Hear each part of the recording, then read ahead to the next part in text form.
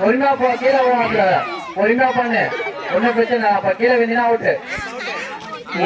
பொறுமையா போ, கையில ஊனிக்கோ, பொறுமையா போ,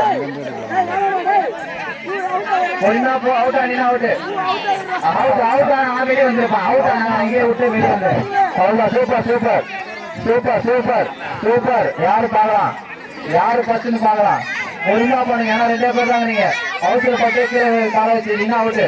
2 பேர் தாங்க. நீங்க பொறுமையா பிரச்சனை இல்லை. கீழே காலை கொஞ்சம் ஓட வாங்க. யாரு ஃபர்ஸ்ட் போறீங்களோ கை விடலாம், கை விடலாம். கால் தான் வைக்கக்கூடாது, கை விடலாம். கால் தான் வைக்கக்கூடாது.